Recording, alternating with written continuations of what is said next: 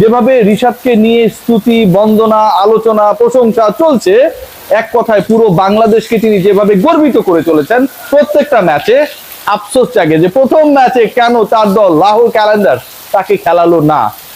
রিশাদ যুগ্মভাবে, যৌথভাবে top wicket takers না হয়েও এককভাবে হয়তো 6 উইকেটের জায়গায় 9 উইকেট, 10 উইকেটের মালিক হতে পারতেন। প্রথম ম্যাচে 31 রানে 3 উইকেট নেওয়া আমাদের এই ট্যালেন্টেড ক্রিকেটার পরের ম্যাচে নিয়েছেন 26 রানে 3টা, প্রথম 2 ওভারে নিয়েছেন 3 উইকেট।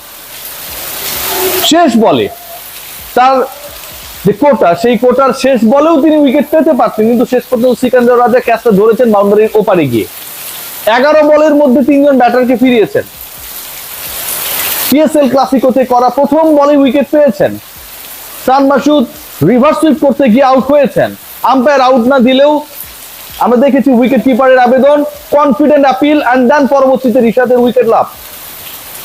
একদম লেগ স্পিনার যিনি পিএসএল এ খেলছেন, একজন লেগ স্পিনার যার বিগ ব্যাশে অফার ছিল, একজন লেগ স্পিনার, বাংলাদেশের লেগ স্পিনার যাকে গ্লোবাল সুপার লিগে দলগুলো খেলাতে চায়, সেই রিশাদ হোসেন যা করে দেখাচ্ছেন আনবিলিভেবল। অথচ বাংলাদেশের প্রেক্ষাপটে আপনি যদি লেগি হন, আপনাকে বছরের পর বছর, ম্যাচের পর ম্যাচ সাইড লাইনে বসিয়ে রাখা হবে, কারণ লেগ স্পিনাররা নাকি দলে অবদান রাখতে পারে না, দলের জয় তাদের কোনো ভূমিকা থাকে না। প্রথাগত ভাবে আমরা যেভাবে একজন লেগিকে ট্রিট করা দরকার সেখান থেকে অনেক দূরে থাকি। রিশাদ হোসেনও সেই এক্সপেরিয়েন্সের সম্মুখীন হয়েছেন। যেই দলেই খেলেছেন তাকে সব ম্যাচ খেলানো হয় নাই, ওই যে প্রথা, সেই প্রথা অব্যাহত ছিল পিএসএল। প্রথম ম্যাচে তাকে খেলানো হয়নি দেখুন, এবং প্রথম ম্যাচে লাহোর ক্যালেন্ডার্স পরাজিত হয়েছে। তারপরে যখন তাকে দলে নেওয়া হলো, পরপর 2 ম্যাচে 3-3 6 উইকেট, পরপর 2 ম্যাচে লাহোরের টানা 2 জয়। আলোচনাটা অন্য জায়গায়। বাংলাদেশের এই রিশাদকে নিয়ে যে স্তুতি, ওয়াসিম আকরামদের যে কণ্ঠ বারবার উচ্চকিত হচ্ছে, এটা তো আরো অনেক বড় পরিসরে হতে পারত। ওয়াসিমরা তাকে দেখছে, লাহোর ক্যালেন্ডার্স তাকে দলে ফিরিয়েছে, তাকে তো চায় আরো অনেকেই।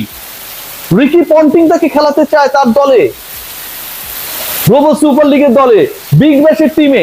আমরা সেই অনুমতিটা দেই না, কার্পণ্য করি। প্রথমত আমরা রিশাদদের মতো লেগিদেরকে খেলার সুযোগ করে দেই না, খেলাই না। দ্বিতীয়ত আন্তর্জাতিক যে ফ্র্যাঞ্চাইজ লিগগুলো হয় সেগুলোতে যখন সুযোগ আসে তখন আমরা তাকে খেলতে দেই না, তাদের সেই সুযোগটা আমরা দেই না। কি একটা অদ্ভুত অবস্থা না, অদ্ভুত সিচুয়েশনস না? রিশাদকে কেন্দ্র করে আমাদের এবং বাংলাদেশের ক্রিকেটারদেরকে কেন্দ্র করে আমাদের, স্পেশালি ফ্র্যাঞ্চাইজ লিগে তারা যেতে পারবে কি পারবে না সেই সংক্রান্ত যে মানসিক বৈকল্য কাজ করে, আমার কাছে মনে হয় রিশাদের টানা 2 ম্যাচের পারফরমেন্স সবকিছু ভুলিয়ে দিয়েছে।